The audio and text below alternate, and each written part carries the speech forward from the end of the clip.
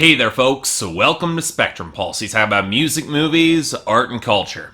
And today we're finally going to be talking about the long overdue comeback album from De La Soul called And the Anonymous Nobody. So a few months back, I had the misfortune to read a piece over on MTV from someone who I'd hesitate to call a journalist about his first exposure to De La Soul's first album, 3 Feet High and Rising. And if you want to imagine the worst sort of scattershot, self-involved millennial think piece for which BuzzFeed pays a premium, it would be that. As the author meanders through half-hearted engagement with the album to musings about yoga and bagels and a whole load of dance music that shows the sort of professional disinterest that creeps right up to the line of being kind of insulting. And look, I get it if the old school sample-heavy sound just isn't for you. That can be a bit of an acquired taste, I can admit that. But the complete failure to actually dig into the music or the lyrics or the content almost makes me suspicious that it was an attempt to troll and gain clicks rather than make an actual point or, some music criticism. But you know what?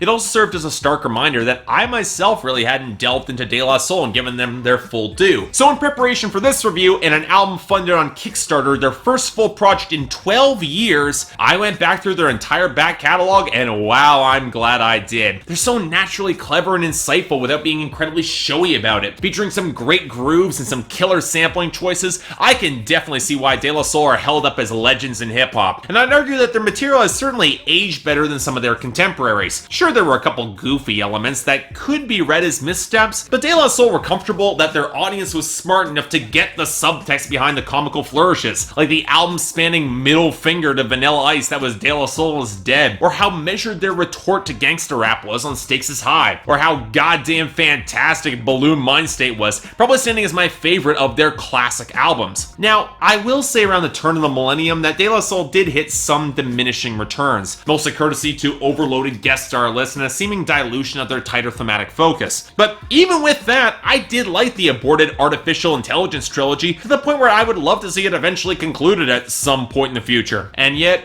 I have to say, I was a little bit worried about this project, mostly because not only had the overloaded guest star list return, it was more varied and eclectic than ever, which can be tough to blend into a cohesive sound or a smart narrative. But look, I had a lot of faith in De La Soul, that they could pull something together that was interesting and insightful that would at least keep my interest. So, did they pull it off? Well, okay, this is a hard album to review, and not just because of historical context. Because, and let's be brutally honest here, I don't think anyone is expecting De La Soul to deliver a project that was on the level of their best work. Just something of quality that reflects the unique melodic direction and insight for which the band's known. But on the other hand, I get the feeling that a lot of critics took in this project with the expectation that it would fit a little bit closer to previous De La Soul albums, and it left a lot of them confused and frustrated, not helped by the album admittedly being kind of a mess. That said, if this is what De La Soul sounds like in 2016, I'm pretty much okay with that, because this is a great record. It is weird. It's eclectic. It goes off in completely ridiculous directions with easily the most bizarre list of guest stars that I've seen all year, but when it sticks the landing, which is more often than you would think, it produces some of the most gorgeous and powerful music I've heard thus far in 2016. Yeah, the thematic cohesion holds together. This is a damn great album. And yet, I've already seen it not get the praise it deserves because it doesn't fall into that same lane as classic De La Soul. And to me, that's a damn shame. But I'm also not all that surprised by it. If you go back through their discography, De La Soul has always been a weird, eclectic group that's played loosely with some big ideas, and they aren't particularly concerned with being accessible in their lyrics outside of some of their production. This album even goes beyond that. As well, you get the textured heavy bass and beats that always characterized a lot of their grooves, and then departs into a half dozen other genres, which I enjoyed, but might not always be the best fit for these guys. Sure, the retro disco vibe that showed up on Pain easily worked in a G-Funk sort of way, helped by Snoop Dogg actually staying on point for once. In the contributions of Estelle and Pete Rock, A Memory of Us, they're a great fit against that smoky soul ballad touches of the song. But then you get the robotic overlays on property of spitkicker.com that really didn't click for me, even with Rock Marciano there, or the rap rock that tries to go beyond Queen-esque camp on Lord Intended with the vocals of Justin Hawkins of The Darkness, and it doesn't quite hit the awesome level, just kind of sticks in the hilarious camp. And then there's the krautrock grooves of David Byrne of the Talking Heads and Snoop, groupies. Look, I like both the beats they used in that song, but the transitions between them are painfully choppy. And then there's the collaborations that don't really make a lot of sense outside of the thematic concept. Sure, I get why Little Dragon is on Drawn, but it really is kind of an awkward fit for De La Soul, especially when before that we get the sparse, blurry sense and the great subtleties on Greyhounds with Usher just sounding fantastic on the hook, or later with Damon Albarn of Blur on Here and After. That sounds way better than I expected with the layered guitars and the crescendos. Yeah, it's not feel-good ink, but let's be honest here, what is? And really,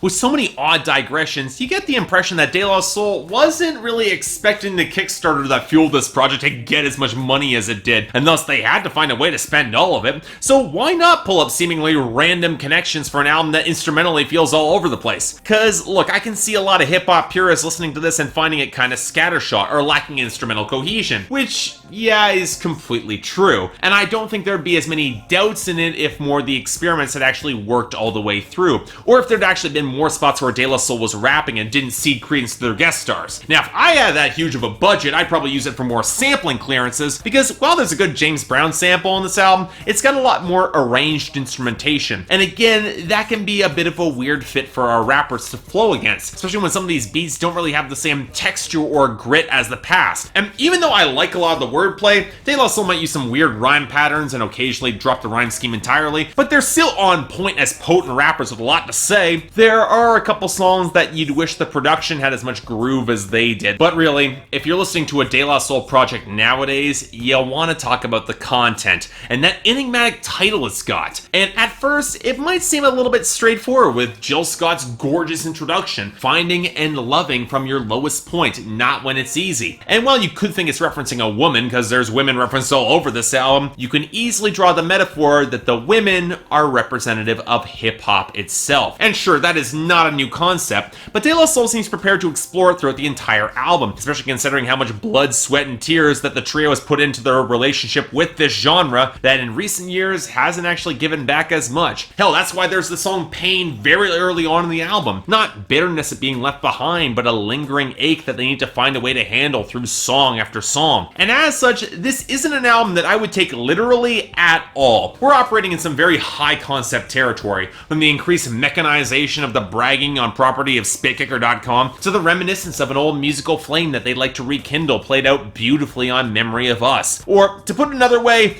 this is a record that has a song called CBGBs. Not only is this album aware of music history, it's trying to write itself into music history, following it up with apocalyptic hard rock and krautrock songs that can very well read as prophetic, then with Greyhounds that seems to try to play out a more dramatic version of anyone trying to break into the music industry than any TV show or movie, with a little bit more of a melancholic ending. It starts falling into place fairly quickly. It's definitely helped by De La Soul being old enough to realistically frame a lot of these situations, and to get 2 Chainz of all people on Houdini, where he speaks pretty plainly about faking it before making it on a solid, if kind of over-the-top verse. He actually sounds pretty good here. And yet, they never really fall into outright misery. They're the old man who can look for the full package instead of chasing off of any fresh girl who might drive them off a cliff or drive them towards a train wreck. An easy representation of new trends in hip-hop that hungry MCs love to chase on songs like Nosed Up, in other case, Nose Down. And here's the thing. This sort of genre commentary, it's not new for De La Soul. They've been writing music about making music since De La Soul is dead, including full-fledged genre commentary on Stakes is High. That fact, along with the real heartfelt earnestness that characterizes the understanding of their own lane on the final few songs, that was what pushes this record away from the critic bait territory. Because let's think about this. Between the eclectic features and the music about music, this really is critic bait 101. But De La Soul are also smart and committed to their message enough to frame themselves inside that picture, as I said before. Aware of the role that they could take as elder spokesmen, but more content with speaking as the anonymous nobody, voices in the crowd simply conveying the fleeting yet driving passions of their message. And they don't shy away from acknowledging that it's far from easy. Posdhunos admits that he lost the love of his life on Drawn because of his art, and that it can be really a long and lonely road to handle all of that pain. It comes from too real a place to feel feel all that cynical and be that sort of critic bait. And yet, by the ending song Exodus, they state that while someone looks at them as being the veterans, the saviors of hip-hop, they're simply going to do things their own way and present another option, a different possibility for the audience or maybe even other MCs who might not remember their work from the past and might want to try something new, denying identity to speak from the people as just more contributors to the sound. And that sort of populism I really do appreciate. But man,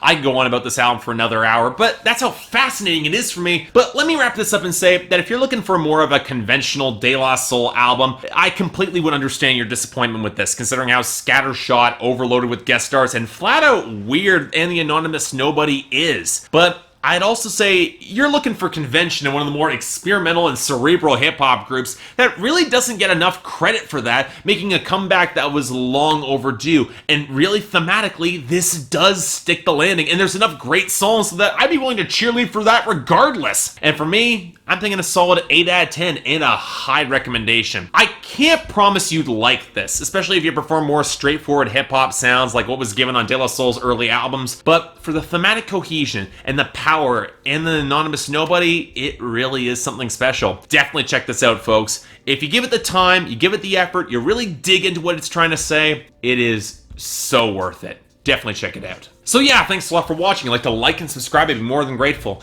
Yeah, I know this review is a little bit late, but I really want to take my time with this album. Plus I have that pretty big discography to go through, and yeah, this really is something special. I'm really kind of disappointed that a lot of people aren't giving this more credit, but I got the poll up here, so what'd you guys think? Managed to come together for you, or just not measure up? I really think it came together, but hey, that's me. Beyond that, anything else I might be able to do to improve my presentation, or any other albums coming out that you want me to take a look at, I will try to give them a listen. I got a busy week coming up. I can't promise I'll get to everything that quickly. Till then, I'm Mark, you're watching Spectrum Pulse, and I'll see you next time.